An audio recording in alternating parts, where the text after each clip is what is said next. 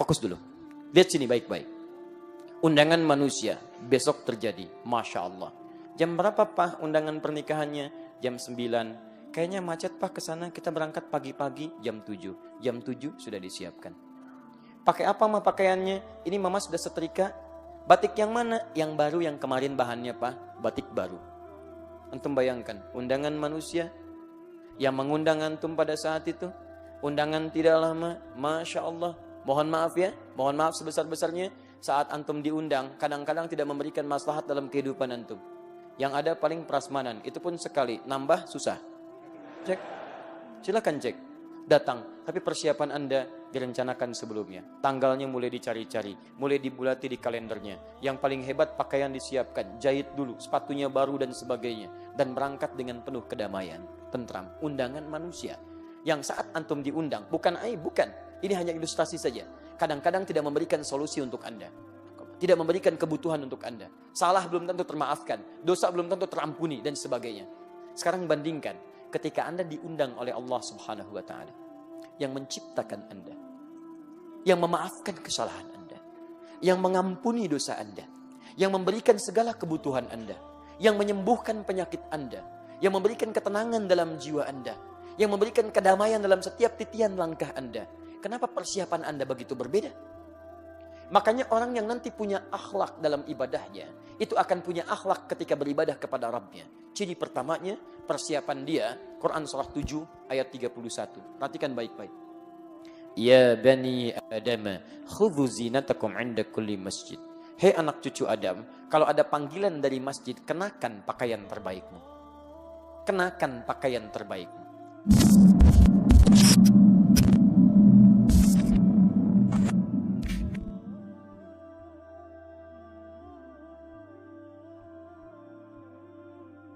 Teruskan. 1. Apa itu akhlak? Bismillah. Akhlak secara singkat adalah kemuliaan atau sikap baik yang dilahirkan dari proses ibadah. Kemuliaan atau sikap baik yang dilahirkan dari proses ibadah. Kata Imam Al-Ghazali, kalau latihan ibadah ini jadi baik dan semangatnya meningkat, maka akhlak yang muncul dalam jiwa itu seperti otomatis nantinya. Nanti saya berikan contoh. Baik, saya teruskan dulu. Jadi akhlak, definisi atau pengertiannya adalah kemuliaan atau sikap baik yang lahir dari proses ibadah. Pengertian ini penting saya batasi untuk membedakan akhlak dengan adab.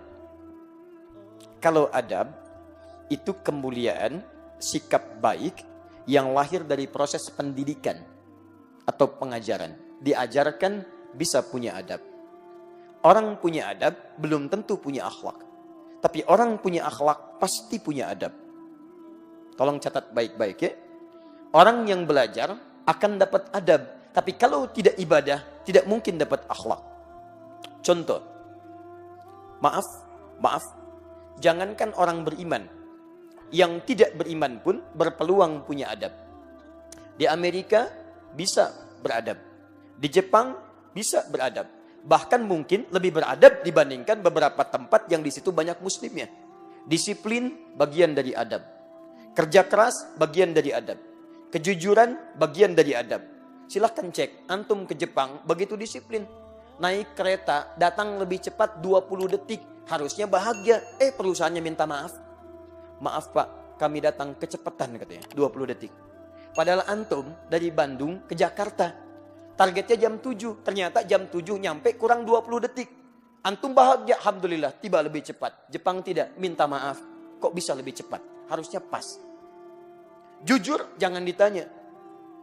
Maaf, dedikasi jangan dipersoalkan. Disiplin nomor 1. Tapi yang mabuk jangan juga ditanya. Banyak. Pornografi nyebar. Porno aksi ada. Dan hebatnya tingkat bunuh dirinya jangan dibandingkan dengan yang lain. Mohon maaf, 1 tahun itu bisa 30.000 orang. 1 hari artinya 100 orang bisa bunuh diri. Perhatikan, adab tidak bisa menampilkan akhlak.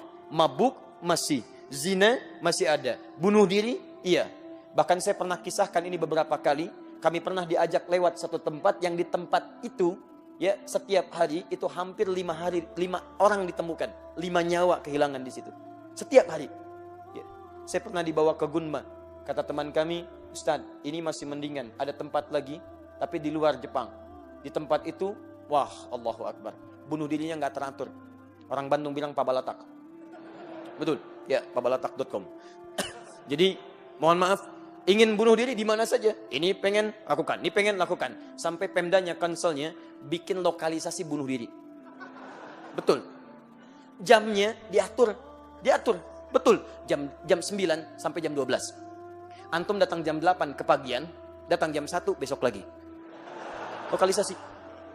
Ya. Ini betul, kawan kami sendiri yang cerita. Saya tidak mengarang situasi. Jadi dia cerita pernah satu ketika begitu akan ada bunuh diri, bertemu dengan seorang muslim di situ. Ya, terus dia bertanya, mau kemana? Bunuh diri. Jam berapa? 10 katanya. Masyuk 10. Baik. Jam 10. Tayyib. Apa yang terjadi?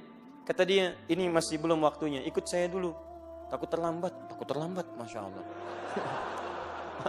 Luar biasa lah. Baik. Saya akan ganti kalau terlambat kerugiannya. Baik, kata orang ini. Perhatikan. Nyawa bisa ditukar tuh dengan materi. Orang kalau sudah demikian, itu kadang-kadang nggak mikir. 2000 menghilangkan nyawa. Sekian menghilangkan nyawa. Allahu Akbar. Mau ditukar. Diajak kemana? Masjid. Begitu ke masjid, Masya Allah. Itu fitrahnya sampai sekarang. Quran surah kedua ayat 125. Paling kanan di pertengahan. Wa idh ja'alna al-baita mathabatan lin-nasi wa amna. Dan ketika kami jadikan, tetapkan masjid, Ka'bah dan area sekitarannya. Masjid sebagai pusat ibadah manusia dan tempat yang menenteramkan, tenang. Ada jaminan di Quran, masjid itu tempat yang menenangkan. Ka'bah puncaknya. Di Anda segelisah apapun di depan Ka'bah, bisa tenang. Bahkan tiba-tiba menangis. Apalagi kemudian Anda menyebar ke masjid. Gak percaya silahkan. Di rumah, masuk rumah, suasana gak enak. Lihat istri, makin gak enak. Misal gitu kan. Wah, beda ketika Anda ke masjid. Begitu melangkah ke masjid, suasananya lain. Gak percaya silahkan. Masjid itu begitu masuk, auranya lain. Tenang. Salat 2 rakaat. Duduk di bawah naungan AC. Plak, tidur. Saking tenangnya. Orang tadi diajak ke masjid. Jangankan orang beriman. Yang belum punya iman, ikutan kena bagiannya. Diajak di bagian luar dia. Dengar taklim teman-teman. Apa yang terjadi? Ngantuk, tidur. Begitu tidur terlihat begitu enak tidurnya. Nggak tega membangunkan. Bangun jam 2. Begitu bangun, yang muslim mengatakan, maafkan saya lihat Anda itu begitu nikmat tidurnya. Anda terlambat dibunuh dirinya. Lambat. Berapa ganti yang harus saya berikan? Kata orang tadi, jangan diganti. Saya nggak jadi bunuh diri. Kenapa? Saya ingin bunuh diri karena 3 hari 3 malam saya tidak bisa tidur. Entah kenapa di tempat ini bisa tidur. Taib. Maka dijelaskan tentang nilai-nilai Islam, kemuliaan Islam plus dengan tempatnya. Seketika mengucapkan syahadat. Kisahnya viral, kemudian Pemda setempat akhirnya dapat informasi itu, memiliki ide. Sampai kemudian di tempat bunuh diri itu di sampingnya dibikinkan tempat konsultasi. Orang muslim tadi yang kemudian punya tempat di situ. Kalau mau bunuh diri, konsultasi dulu ke sini. Luar biasa. Tenang. Coba lihat. Dari nilai kebaikan, dari senyuman, dari kenyamanan, akhlak, adab, belum tentu melahirkan akhlak. Gelisah, bunuh diri. Akhlak, tidak. Bukan hanya menjadikan orang jujur, tapi kejujuran itu membawa ketenangan dalam jiwa. Di sana jujur iya, tapi gelisah bunuh diri. Di sini jujur iya, iya jujur dan tenang juga. Sabar iya, tenang juga. Di sana kebanjiran, memang semuanya bagus, top, sempurna, excellent. Begitu banjir, resap. Aspalnya meresapkan air ke bawah. Selesai. Diselesaikan dalam suasana yang cepat. Tidak punya sabar. Selesai. Kita kebanjiran. Anak-anak berenang. Biasa aja. Masya Allah. Luar biasa. Ya. Solusi dicari. Tapi tidak gelisah. Masya Allah. Saya banjir kemarin tuh. Wah, luar biasa. Anak-anak tuh. Ya, banjir, berenang. Nah, teman-teman sekalian. Jadi orang-orang dulu itu bukan cuma menghadirkan peradaban. Peradaban Islam. Perhatikan ya, setiap non-muslim yang tidak beriman punya peradaban melekat dengan tempatnya. Romawi punya peradaban disebut peradaban Romawi. Tidak pernah disebutkan keyakinannya. Yunani punya peradaban disebut peradaban Yunani. Antum ke Turki, masuk ke Efesus. Ke sana ada peradaban Yunani. Dikalahkan oleh Romawi. Romawi bikin lagi. Diganti patung-patung atasnya dengan patung Romawi. Dibentangkan di sepanjang perjalanan Mediterania. Sampai ke Italia. Nyebrang ke Tripoli. Sampai Subrata. Hancur semuanya. Tidak tersisa kebaikan-kebaikan. Disebutkan peradaban Romawi. Cuman puing-puingnya saja. Masuk Islam. Turun di pusat jahiliyah. Datang kemudian di Arab dengan segala keburukan nilai-nilai akhlaknya.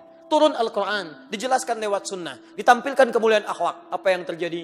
Maaf, secara singkat, berubah drastis jadi baik, muncul peradaban. Dan sampai saat ini tidak pernah disebut peradaban Arab. Silahkan cek. Peradaban Islam di Arab. Dibawa ke Spanyol, peradaban Islam di Andalusia. Dibawa ke Baghdad, peradaban Islam di Baghdad. Islam. Apa yang membuat peradaban itu? Akhlaknya.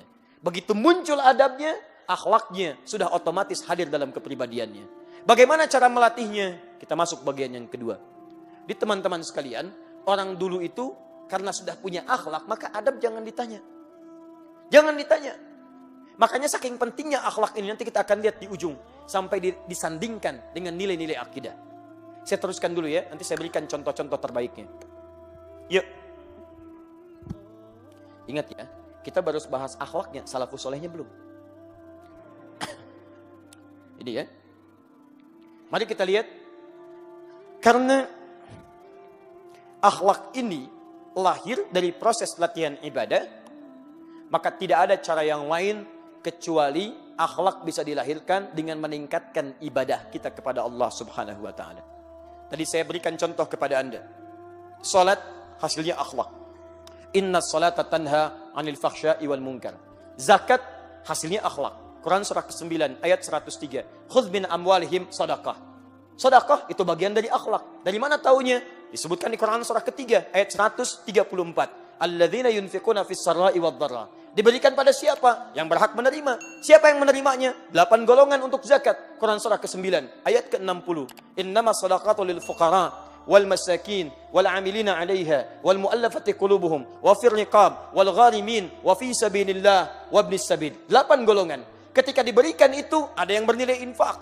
Infak Quran surah kedua ayat 215. Paling kanan sebelah bawah. Perhatikan 5 golongan. Yas'alunaka madza yunfiqun. Qul ma anfaqtum min khairin falil walidain wal aqrabin wal yatama wal masakin wabnis sabil. Baik itu zakat, baik itu infak. Bagaimana memberikannya? Dengan akhlak. Tujuannya akhlak. Memberikan akhlak, lahir akhlak.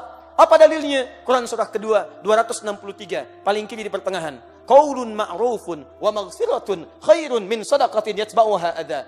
Kata-kata terbaik itu bagus ketika disampaikan minta maaf dengan kata yang baik dibandingkan memberi dengan suasana yang tidak menyenangkan. Akhlak.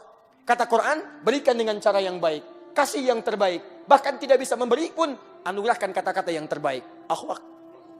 Apa tujuannya? Dengan itu bisa berbagi dalam kebaikan. Tidak loba dengan urusan dunia. Kita menggenggam urusan akhirat. Berbagi yang lain mendapatkan. Akhlak kepada Allah ada. Akhlak pada manusia ada. Quran surah ke-28 ayat ke-77. Paling kiri sebelah bawah. Wabtaghi fima atakallahu daral akhirah. Wa la tansa nasibaka minad dunya. Zakat muaranya akhlak. Apa diantaranya? Akhlak supaya tidak loba dalam urusan dunia. Dan bisa berbagi dengan orang lain. Puasa jelas akhlak. Muaranya takwa. Di antara bagian dari takwa itu akhlak. Quran surah kedua ayat 183 paling kiri sebelah atas. Ya ayyuhalladzina amanu kutiba alaikumusiyam kama kutiba alal ladzina min qablikum la'allakum tattaqun. Takwa, kalian puasa supaya bertakwa. Bagian dari takwa akhlak. Karena itu ketika dibuka oleh Imam Al-Bukhari di Kitabus Siyam, kitab tentang puasa, di bagian yang pertama, hadis nomor 1 paling kanan sebelah bawah, ketika disebutkan orang puasa, akhlaknya muncul. Wa inimru'un syatamahu aw qatalahu falyaqul marrataini inni shaimun. Kalau ada orang puasa, ada yang menghardiknya, ada yang memprovokasi dia, ada yang mencelaknya, katakan pada dirinya, enggak usah balas, kamu sedang puasa. Di orang puasa itu merespon keburukan dengan kebaikan, akhlak. Dicela tidak balas. Dihardik dia memaafkan, akhlak. Di kalau orang puasa itu makin baik hubungannya dengan manusia. Salah kalau kita puasa, meningkat ibadahnya, tapi buruk hubungan dengan makhluk. Bukankah saat puasa Anda saling berbagi? Akhlak. Bukankah saat puasa Anda saling mengerti? Anda tidak berdusta, tidak mau bohong. Ditanya bahkan Anda menghentikan kebohongan. Hebat saat puasa, akhlak. Udah jam 5 ditanya. Kemana kemarin ayo? Masya Allah. Mau bohong? Gak mau, takut batal puasa. Nanti deh saya jawab habis maghrib. Habis maghrib. Masya Allah. Habis maghrib tuh. Akhlak. Latihan. Wah, dicela habis-habisan. Udah jam 5 sore tuh. 1 jam lagi mau buka. Wah, tidak balas. Kenapa nggak balas? Habis maghrib. Habis maghrib. Habis maghrib lupa. Coba Anda bayangkan. Haji, umrah, akhlak. Akhlak. Quran surah kedua ayat 197. Paling kanan sebelah atas. Al-hajju ashhurum ma'lumat. Faman farada fihinna al-hajja. Fala rafatha. Wala fusuqa. Wala jidala fil hajj. Wa ma taf'alu min khairi ya'lamhu Allah. Wa tazawwadu fa inna khairaz zadi taqwa. Bekal terbaik untuk haji dan umrah itu takwa. Ketika menyebutkan takwa, bekalnya akhlak. Kata Quran, hei yang haji, jangan berkata-kata kotor. Hei yang haji, jangan saling berdebat. Hei yang haji, jangan melakukan perbuatan menyimpang. Bukankah larangan jangan bagian dari akhlak? Kalau Quran katakan jangan berkata kotor, artinya dalam situasi haji akan ada peristiwa-peristiwa yang memancing kita untuk berkata-kata yang kotor. Subhanallah, walhamdulillah, juntrung ke depan. Fala rafatha. Subhanallah. Masya Allah, muncul. Tapi dilatih kita. Makanya begitu pulang, yang kotornya hilang, yang baiknya muncul. Kebaikan yang muncul setelah kotornya hilang itu disebut dengan birrun namanya. Kalau melekat pada dirinya, maka berubah katanya dari birrun jadi mabrurun. Makanya haji mabrur itu bukan haji yang diterima. Kalau diterima, haji makbul namanya. Makbul diterima. Mabrur itu artinya haji yang dengan haji itu dia dilatih untuk merubah perilaku yang buruknya sehingga melekat padanya sifat-sifat kebaikan. Baik. Berangkat kata-katanya kotor, pulang jadi lembut. Berangkat banyak marahnya, pulang banyak sabarnya. Berangkat banyak keluh kesahnya, pulang jadi pemberi nasihat. Masya Allah. Makanya ketika pulang, kadang-kadang orang Arab menyebutkan kalimat haji untuk mengingatkan. Begitu sampai bandara, kopernya terlambat sedikit. Mana koper saya? Kata orang Arab, ya haj. Haj itu maksudnya bukan memanggil dengan gelar Pak Haji, bukan. Maksudnya mengingatkan, Pak, Bapak sudah haji. Sudah mendapat jaminan surga kebaikan. Jangan ditukar surga dengan kata-kata kotor lagi. Itu maksudnya. Di antum kalau dipanggil Pak Haji, jangan bangga dulu. Ya. Mas Doni. Mas Haji Doni. Ya. Masya Allah. Haji Doni baru nengok dia. Bukan gelar, karena ibadah itu tidak menghasilkan gelar. Siapa nama Bapak? Saya SHI Adi. Saya apa Pak? Sholat haji infak. Biasa. Saya belum pernah dengar Bapak sholat sandi. Ya, Bapak infak dedi, nggak ada. Jadi antum jangan terlalu senang dulu kalau dipanggil haji. Haji itu pengingat. Bu haji. Bu, ibu sudah haji ya. Jangan tukar surganya dengan hal-hal yang kotor lagi. Itu akhlak. Makanya kadang-kadang saya sering ingatkan. Ini kadang-kadang mau berangkat aja udah hilang tuh amalannya. Oh, kumpulkan orang. Tidak dilarang mengumpulkan orang. Tidak dilarang. Antum ingin minta doa boleh. Minta maaf silahkan supaya baik. Tapi hati-hati dengan riak juga. Kumpulkan sekomplek. Pak Ibu sekalian, terima kasih berkumpul di sini. Kami akan berangkat haji. Mohon maafkan kami. Kami banyak salahnya. Doakan. Ini haji pertama kami dalam kehidupan. Barangkali di komplek ini juga kami yang pertama haji. Ya. Yang lain belum haji. Ya. Pak RW belum haji. Ya Pak RT belum haji. Kami doakan di Arafah yang makbul itu. Supaya sekomplek bisa haji. Habis. Nah. Ya, jadi ketika Anda diminta ibadah, tujuan paripurnanya itu akhlak. Akhlak. Jadi kalau sekarang kita ingin meningkatkan akhlak, maka kita harus punya cara untuk meningkatkan ibadah dengan cara yang baik. Pertanyaannya, bagaimana cara ibadah supaya bisa menghadirkan akhlak yang istimewa? Ini poinnya. Ya, silakan cek. Betapa banyak orang sholat tapi kehilangan nilai akhlaknya. Tidak sedikit orang zakat, tapi tidak punya akhlak bahkan dalam zakatnya. Musim kampanye, zakat. Selesai kampanye, tolong balikan lagi Pak. Karena nggak kepilih. Coba cek. Ada orang infak, bagus. Infak agak banyak, bikin spanduk dari Sabang sampai Merauke. Ngapain? Ini hilang. Sekarang pertanyaannya, bagaimana kita bisa beribadah sehingga bisa melahirkan akhlak? Tidak ada cara lain, kecuali mengeluarkan tuntunan dari Al-Quran dan petunjuk Nabi SAW. Kenapa Al-Quran? Karena Allah yang memerintahkan kita untuk ibadah. Quran surah 51 ayat 56. Paling kanan sebelah atas. Wa ma khalaqtul jinna wal insa illa liya'budun. Tidaklah aku ciptakan jin dan manusia kecuali untuk tujuan ibadah kepadaku. Karena Allah yang memerintahkan kita ibadah, Allah yang maha tahu bagaimana caranya kita beribadah kepada Allah untuk melahirkan akhlak yang mulia. Bahkan nanti ulama membuat bab khusus berakhlak dalam ibadah. Di ibadah pun ada akhlaknya. Dengan akhlak ibadah ini keluarlah akhlak tampilan perilaku kehidupan kita. Kenapa mengikuti tuntunan sunnah Nabi SAW? Karena nabilah yang disebut oleh Al-Quran surah ke-68 Al-Qalam ayat yang keempat sebagai pemilik akhlak yang sempurna. Wa innaka la'ala khuluqin azim. Sungguh engkau Muhammad pemilik akhlak yang sangat agung. Itu kan buat nabinya Ustaz. Apa hubungan dengan kami? Buka Quran surah 33-nya ayat 21. Laqad kana lakum fi rasulillahi uswatun hasanah. Sungguh kami tetapkan dalam pribadi Rasulullah, bukan Muhammadnya, tapi misi kerasulannya. Rasulullah SAW dari akhlak yang mulia itu uswatun hasanah. Untuk contoh teladan bagi umat-umat terbaik itu. Anda ikuti, Anda jadi umat terbaik. Seperti orang dulu pernah mengikuti, disebutkan di Quran mereka umat terbaik. Quran surah ketiga ayat 110, paling kiri sebelah atas. Kuntum khaira ummah. Kalian umat terbaik. Sekarang kita akan mulai. Bagaimana ibadah yang baik menghasilkan akhlak. 1. Saya turunkan ayatnya dulu. Dari segi persiapan Quran surah saya ambil contoh salat dulu.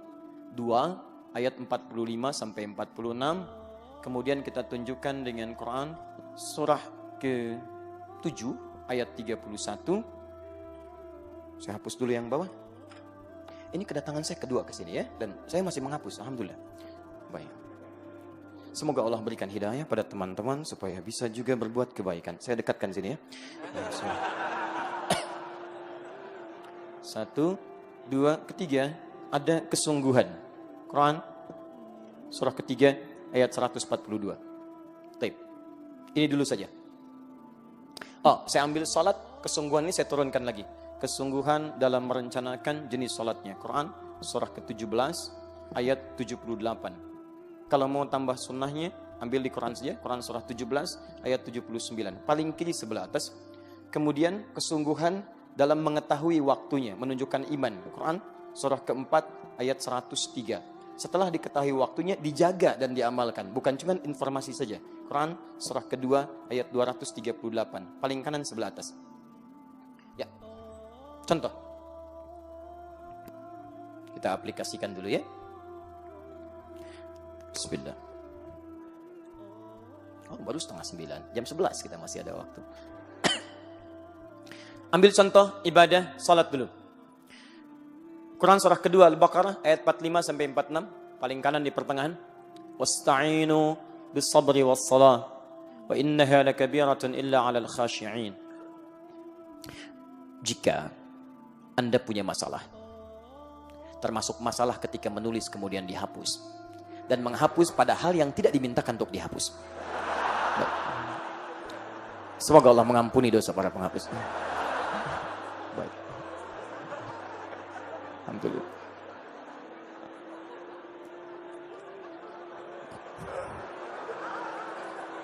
Ya. Dan selalu asikin gitu masalah. Baik, alhamdulillah. Allahumma ya Rabb, Allahumma ighfir lahu. Ayo, teruskan. Assalamualaikum. Ya. Jika Anda punya masalah dalam hidup, kata Quran jangan mengeluh. Karena keluhan tidak menuntaskan persoalan. Keluhan tidak membawa solusi dari masalah yang dihadapi. Segera minta tolong kepada Allah. Sebut Allah. Dengan sabar.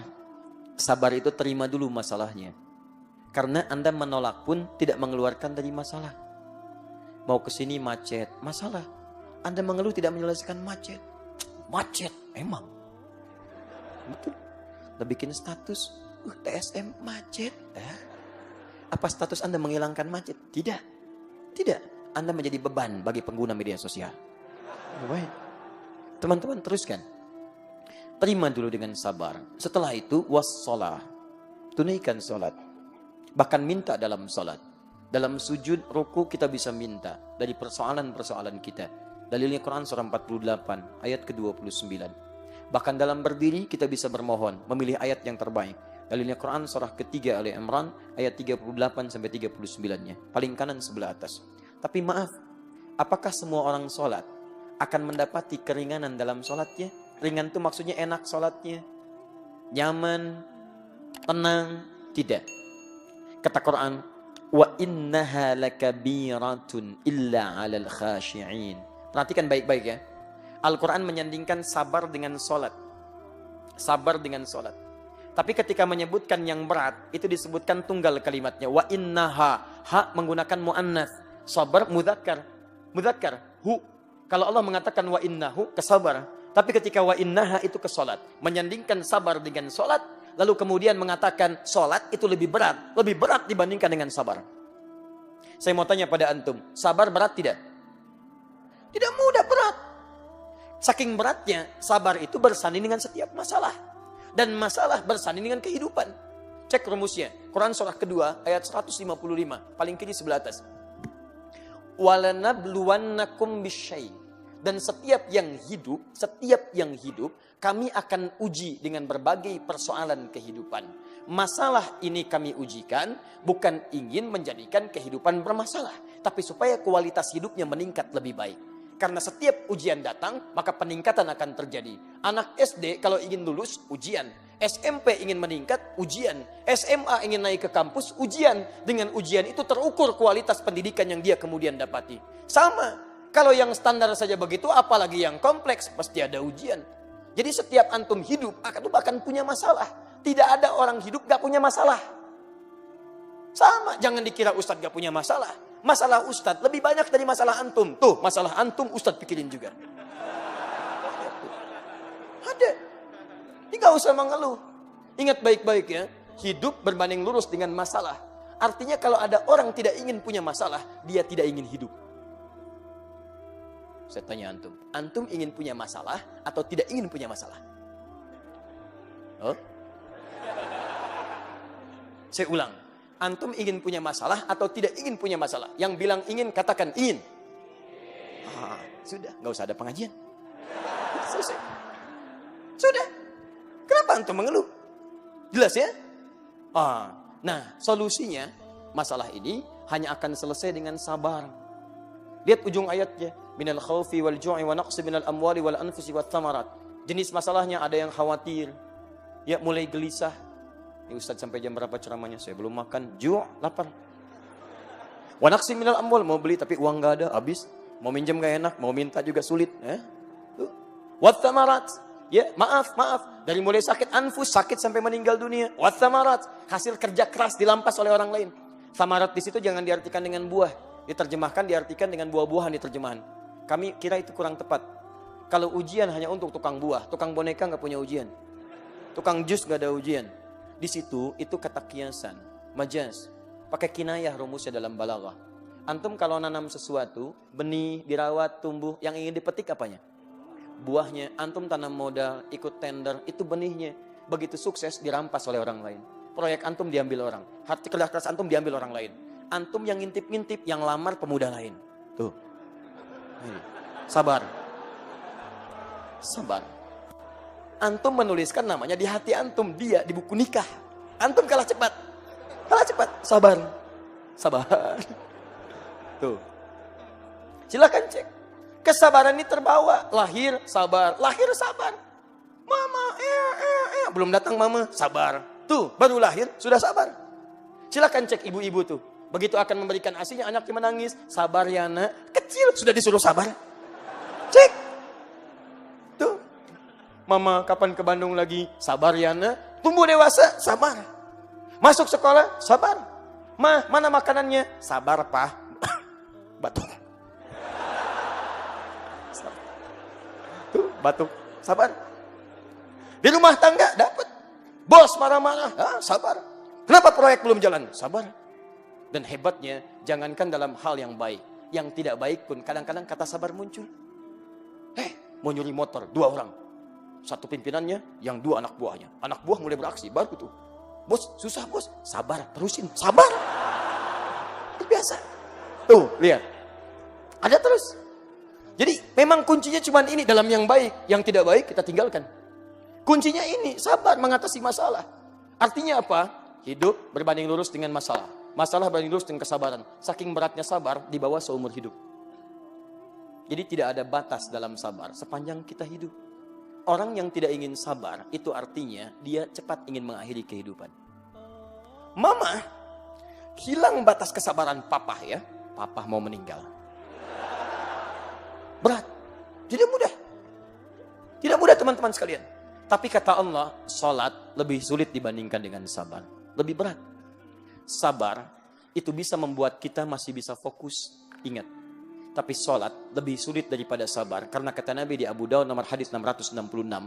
Bahkan salat itu ibadah yang paling unik. Ketika dikerjakan, bisa membuat yang ingat lupa, yang lupa ingat. Cek. Sabar masih ingat, fokus. Salat lebih dahsyat.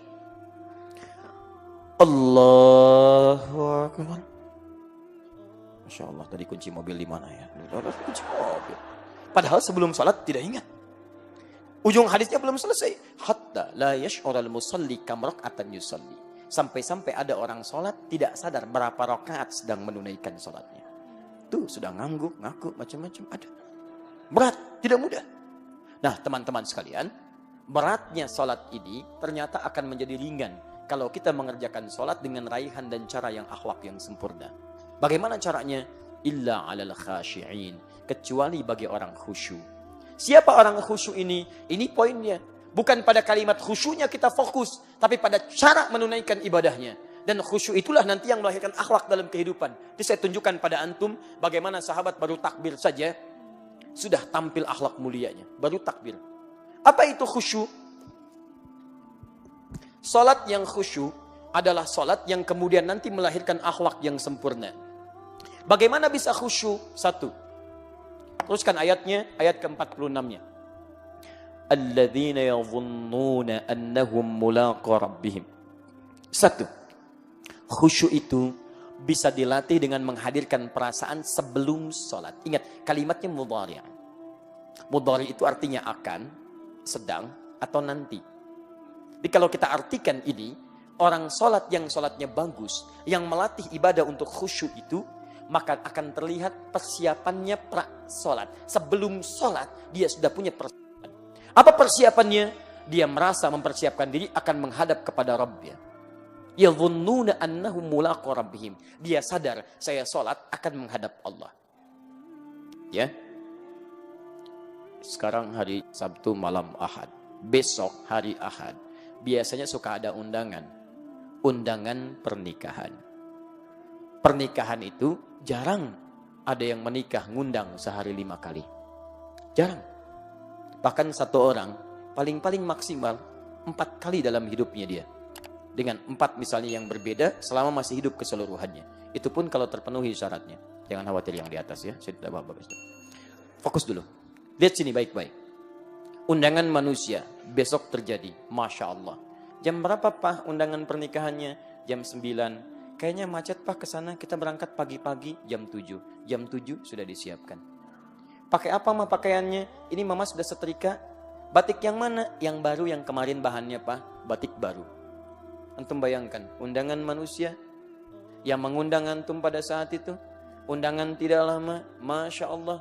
Mohon maaf ya, mohon maaf sebesar-besarnya, saat antum diundang, kadang-kadang tidak memberikan maslahat dalam kehidupan antum. Yang ada paling prasmanan, itu pun sekali, nambah susah. Cek, silakan cek, datang. Tapi persiapan Anda direncanakan sebelumnya. Tanggalnya mulai dicari-cari, mulai dibulati di kalendernya. Yang paling hebat pakaian disiapkan, jahit dulu, sepatunya baru dan sebagainya. Dan berangkat dengan penuh kedamaian, tentram. Undangan manusia. Yang saat antum diundang, bukan aib, bukan. Ini hanya ilustrasi saja. Kadang-kadang tidak memberikan solusi untuk Anda. Tidak memberikan kebutuhan untuk Anda. Salah belum tentu termaafkan. Dosa belum tentu terampuni dan sebagainya. Sekarang bandingkan ketika Anda diundang oleh Allah Subhanahu wa Ta'ala. Yang menciptakan Anda. Yang memaafkan kesalahan Anda. Yang mengampuni dosa Anda. Yang memberikan segala kebutuhan Anda. Yang menyembuhkan penyakit Anda. Yang memberikan ketenangan dalam jiwa Anda. Yang memberikan kedamaian dalam setiap titian langkah Anda. Kenapa persiapan Anda begitu berbeda?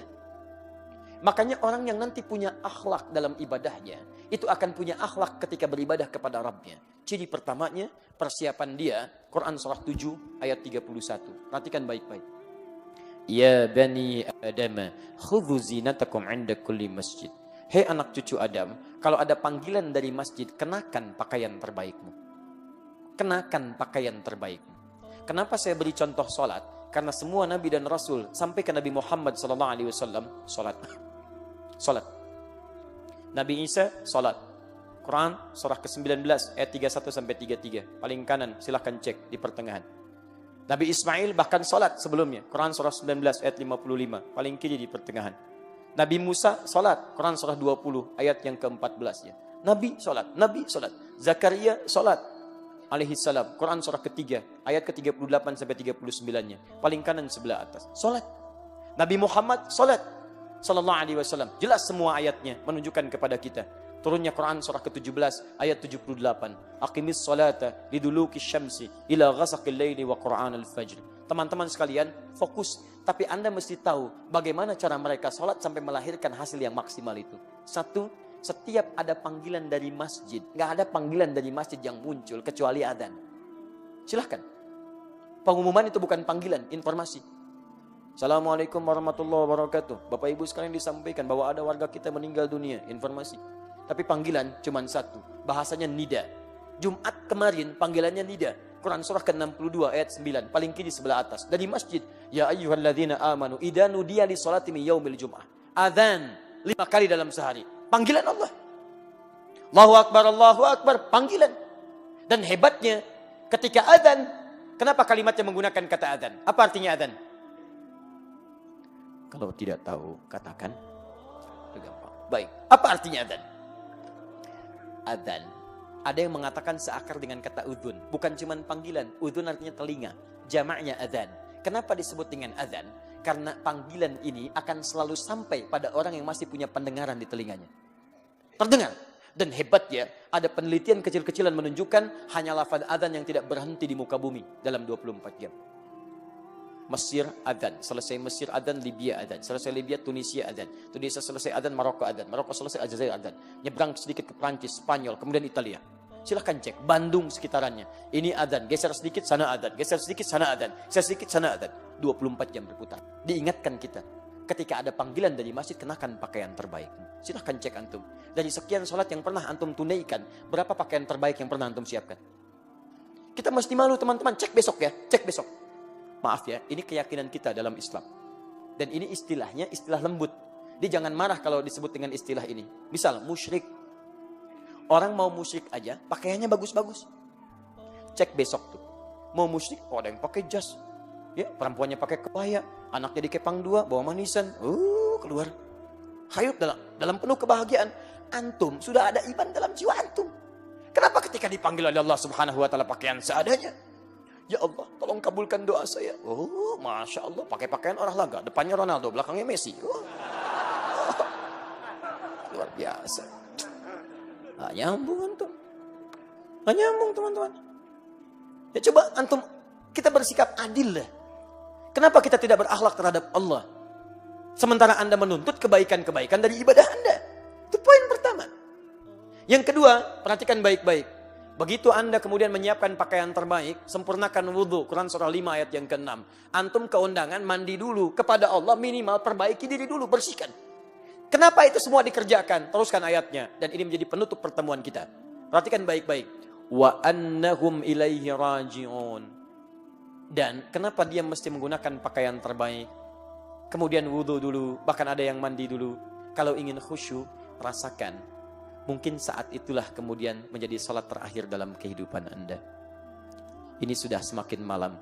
Kalau kita mendengar kalimat raji'un, raji'un, raji'un. Apa artinya? Inna lillahi wa inna ilaihi raji'un. Salat bersanding dengan sabar. Dua-duanya bersanding dengan kalimat raji'un. Quran surah kedua ayat 156. Orang sabar kaitannya dengan raji'un. Alladzina idza asabathum musibah qalu inna lillahi wa inna ilaihi raji'un. Teman-teman sekalian, kenapa antum kenakan pakaian terbaik? Wudu dengan baik. Kalau antum ingin khusyuk kata Allah, coba rasakan, barangkali itu sholat terakhir antum. Tidak ada yang paling indah kecuali diwafatkan dalam keadaan sujud. Indah. Masya Allah. Hidup, sholat, taubat. Bukankah saat wudhu kita taubat dulu? Silahkan cek. Antum kalau selesai wudhu, doanya apa? Asyhadu an la ilaha illallah, asyhadu anna Muhammadar Rasulullah. Kemudian, Allahumma ja'alni minat tawwabin. Coba. Kadang-kadang antum renungkan tuh. Dibaca tiap hari, coba paham gak artinya? Ya Allah, setelah syahadat, mohon jadikan aku orang tobat. Allahumma ja'alni minat tawwabin. Anda baru wudhu, kok doanya doa tobat? Ternyata saat wudhu itu rahasianya di hadis Muslim. Setiap tetesan air wudhu yang jatuh, yang kemudian terjatuh dari anggota tubuh yang dibasuh itu, maka seketika itu dosa-dosa ikut digugurkan oleh Allah Subhanahu wa taala. Kalau wudhu antum sambil tobat itu mengakui kesalahan, menyesalinya, janji tidak mengulangi. Makanya disebut dengan wudhu, cahaya-cahaya kebaikan, menampilkan sifat-sifat kebaikan. Dalam bahasa standar disebut dengan al-husnu wan nadhafatu. Nadhafah itu bersih, husnu itu cahaya kebaikan. Jadi kalau orang wudhunya benar, bukan cuma kumur-kumur, keluarkan kotoran fisik, tidak. Dia akan bertobat dengan kotoran lisannya. Jadi nggak ada orang wudhu begitu menyesal. Nyesal, saya pernah cela orang, saya pernah hujat orang, saya pernah gibahkan orang. Jadi begitu dikeluarkan Anda bertobat. Makanya orang wudhu lisannya pasti baik. Tangannya pasti baik. Silahkan cek, kakinya pasti baik. Telinganya baik, wajahnya baik. Kenapa kita mesti berwudhu sebelum sholat kita tobat? Karena jangan-jangan sholat itu akan mengakhiri kehidupan kita. Dan dengan sujud itu menjadi sujud terakhir dalam kehidupan kita. Tidak ada yang paling indah kecuali dipanggil dalam keadaan sudah selesai tobat kita. Dosa kita sudah selesai. Dan sujud dalam keadaan yang sangat indah. Begitu sujud, ya ayyatuhan nafsul mutmainnah. Indah. Antum ingin meninggal dalam keadaan sujud? Nanti tahajud ya malam insya Allah. Itu pun kalau meninggal. Betul. Kalau tidak, nggak bisa. Karena kita nggak bisa milih, Pak. Bisa antum duluan, saya belakangan. Bisa ditukar, saya belakangan, antum duluan. Bisa. Bisa. Ustaz nggak adil itu, salah. Bisa, saya duluan setelah antum. Bisa. Semua bisa terjadi. Bisa. Jadi poinnya teman-teman sekalian, coba kita usahakan tuh. Rasakan ini akan akhlak terhadap Allah. Siapkan pakaian terbaik. Rasakan barangkali ini sujud bagian terakhir. Nikmat. Makanya perhatikan sahabat Abu Bakar. Begitu bertakbir saja. Kemudian memahami apa yang diungkapkannya. Dia takbir. Abu Dawud nomor hadis 857. Allahu Akbar. Mengatakan Allah yang maha besar. Lisannya mengucapkan Allahu Akbar. Fikirannya menerjemahkan Allah maha besar. Hatinya meresapi ya Rabb. Saya mengatakan Allahu Akbar setiap hari. Tapi kadang saya merasakan kebesaran dalam diri saya. Sombong dengan orang lain. Angkuh dengan teman. Merasa yang paling hebat dalam kalangan. Bersikap tidak bijak pada teman-teman. Merasa yang paling unggul dari sesamanya. Sementara tiap hari saya mengatakan Allahu Akbar. Bergetar tangannya begini. Setelah selesai sebagian sahabat bertanya, kenapa Anda sampai bergetar begitu? Kata beliau, saya takut ketika mengucapkan Allahu Akbar membawa secercah keakbaran, kebesaran dalam takbir saya. Mertua Nabi, pejuang bersama Nabi, hidupnya menemani Nabi, dipilih hijrah ke Madinah bersama Nabi, wafatnya di samping Nabi, surganya sesurga dengan Nabi. Begitu takbir Allahu Akbar, merasa dipersaksikan oleh Allah, takut wafat di hadapan Allah, bergetar tangannya karena takut membawa kesombongan dalam dirinya. Bergetar. Antum sahabat bukan, mertua Nabi bukan, hidup tidak bersama Nabi, dikuburkan mau maksa sampai kiamat kurang 2 hari gak akan pernah di samping Nabi. Teman-teman, di surga bahkan belum jelas surga yang mana. Coba cek sejauh mana kemudian usaha kita untuk khusyuk. Walaupun kadang-kadang mirip dengan Abu Bakar, sholat di luar subuh-subuh. Mutar juga. Sudah, ya. Nah, saya mau tutup pelan-pelan, saya mau akhiri. Kalau sudah tahu caranya begini sholat, siapkan pakaian terbaik, kemudian siapkan bagikan sholat yang terakhir, baru antum keluarkan jenis-jenis sholatnya plus waktunya. Ya, ini lihat. Waktu sholat bagian dari tanda iman. Quran surah 4 ayat 103. Inna sholata kanat 'alal mu'minina kitaban mauquta. Bahasa singkatnya, orang beriman itu pasti tahu waktu sholat. Itu paling singkatnya. Jadi kalau antum belum hafal waktu sholat, belum tahu, berarti ada iman kita yang harus ditingkatkan kepada Allah. Ayo besok subuh jam berapa? Gak usah lihat ke atas, sini. Asar jam berapa? Isya jam berapa? Alhamdulillah. Iman kita dipertaruhkan di situ, nilai kita. Jadi nanti kalau sudah semakin kita semangat sholat, hafal kemudian waktunya, bersiap-siap menunaikannya, akan lahir kenikmatan itu. Apa diantara kenikmatannya? Dulu tertinggal sholat fardu biasa-biasa, sekarang ketinggalan sunnah sudah gelisah. Semua yang sunnah, antum kejar-kejar. Itu kenikmatannya. Kalau sudah dekat dengan Allah, maka apa dampaknya? Lahirlah kemudian akhlak dengan makhluk. Contoh, maaf, sholat dibuka dengan kalimat iman. Maka kalau sholatnya sudah bagus, artinya imannya menguat. Kalau iman sudah kuat, akhlaknya juga akan kuat. Karena itu semua perilaku orang beriman, semua tubuhnya dibuka dengan kalimat iman. Contoh, maaf, hubungan dengan Allah sudah bagus dilatih lewat sholat. Maka dia akan memastikan semua tindakannya disukai oleh Allah Subhanahu wa Ta'ala. Maka dia tidak akan pernah melihat yang tidak disukai oleh Allah. Hasil latihan dari sholatnya. Sudah dekat dengan Allah. Dia tidak akan bicara yang tidak disukai oleh Allah. Dia tidak akan menyentuh yang tidak disukai oleh Allah. Sampai dia tidak akan melangkah pada apa yang tidak diridhai oleh Allah. Karena itulah ketika Allah membuka kalimat salat dengan iman, alladzina yu'minuna bil ghaib wa yuqimunas shalah. Waktunya dibuka dengan iman, inna salata kanat 'alal mu'minina kitaban mauquta. Iman. Ketika jadi akhlak, imannya disebutkan duluan, baru tubuhnya. Mata, Quran surah ke-24, ayat 30 untuk laki-laki, 31 untuk perempuan. Qul lil mu'minina yaghuddu min absarihim. Katakan pada pria-pria beriman, matanya hanya boleh lihat yang baik-baik. Orang salat, maka matanya tidak akan dipaksa melihat maksiat. Mustahil. Perempuan begitu, ayat 31-nya. Wa qul lil mu'minati yaghuddna min absarihinna. Katakan pada perempuan-perempuan beriman, matanya pun palingkan dari yang tidak baik. Karena Anda merasa dekat dengan Allah, maka Allah tidak akan ridha mata Anda diarahkan pada yang Allah tidak sukai. Maka Allah bimbing mata Anda melihat yang baik-baik saja. Mulai berpindah. Pak, televisi sudah nggak bagus, Pak. Ganti channel. Bisa berubah. Bisa berubah. Begitu jalan, tadinya semua dilihat, sekarang tidak. Papa, hati-hati, itu nggak boleh dilihat. Oh, iya, mah. Alhamdulillah. Masya Allah. Yang tadi berkah mah sekali lihat. Maaf. Masya Allah. Sudah, Pak, cukup, jangan bercanda. Ya, mah, insya Allah. Besok kesini lagi ya. Masya Allah. Nawar. Kurang. Bertahap lagi. Mulut, iman dulu. Quran surah 49, ayat 11 sampai 12. Ya ayyuhalladzina amanu iman. La yaskhar qaumin qaum, jangan saling cela. Jangan saling cela. Awas, jangan-jangan yang dicela kata Quran lebih baik daripada yang mencela. Tuh, antum tuh. Lihat baik-baik. Katanya sholatnya rajin. Katanya ikut sunnah, katanya ikut Quran. Lisan antum mencela, iman antum dipertaruhkan di situ. Antum gak ada akhlak dalam pandangan Allah Subhanahu wa Ta'ala. Cek. Ya ayyuhalladzina amanu la yaghtab ba'dukum ba'dha. Jangan saling bergibah. Jangan bergibah, jangan bicarakan keburukan orang. Ada keburukan, kita doakan supaya berubah. Dorong dengan baik, dakwahi dengan lembut. Alhamdulillah, baik lisannya. Tangan, wailul lil mutaffifin, celaka tangan orang yang curang. Orang yang sholat mustahil tangannya maksiat. Antum di kantor berapa kali tanda tangan proyek yang tidak jelas? Berapa kali menggunakan tangan antum untuk hal yang tidak pantas? Coba lihat. Masuk kantor. Pak, tanda tangan Pak. Apa ini? Uang kedatangan. Oh, kedatangan. Datang aja pakai uang. Berapa? 5 juta Pak. Maaf. Tangan tahiyat. Tidak akan pernah dipakai maksiat. Tarik. Masya Allah. Pak, 500 juta Pak. Saya istikharah dulu ya.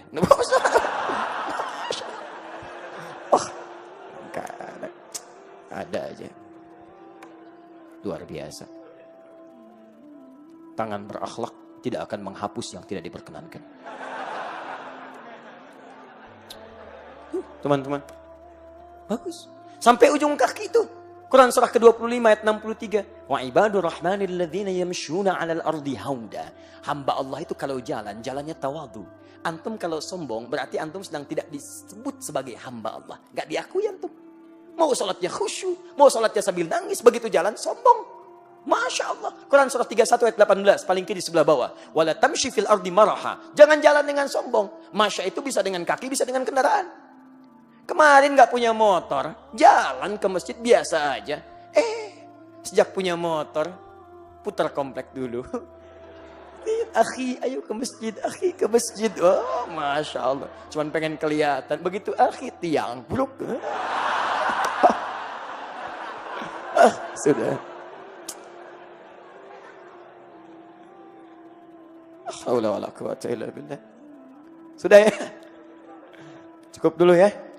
Ya, jadi kalau nanti kita bisa ibadahnya bagus, maka ciri utamanya maka timbullah kebaikan-kebaikan dalam perilaku kita. Apa indikatornya tadi? Tadi yang saya sebutkan di awal. Maka iman menguat, takwa menguat, kebaikan-kebaikan didapatkan. Nah, kita rindu ini teman-teman. Yuk, belajar dari salafus soleh. Salafus soleh itu orang-orang yang hidup dari masa Nabi sampai ke abad 2 Hijrah. Itu disebut dengan salaf. Orangnya baik, baik disebut dengan soleh. Dia ada 5 kebaikan di Quran. 1 tayyib. Quran surah kedua ayat 168. Paling kanan sebelah bawah. Ya ayyuhan nasu kulu mimma fil ardi halalan tayyiba. Tayyib itu maksudnya baik secara fisik. Makanya kalau cari makan, cari yang dibutuhkan untuk kebaikan fisik. Namanya tayyib. Jelas ya? Kalau antum nanya orang Arab, kaifa haluk? Alhamdulillah ana tayyib. Maksudnya fisiknya baik. 2 khair, sifatnya yang baik.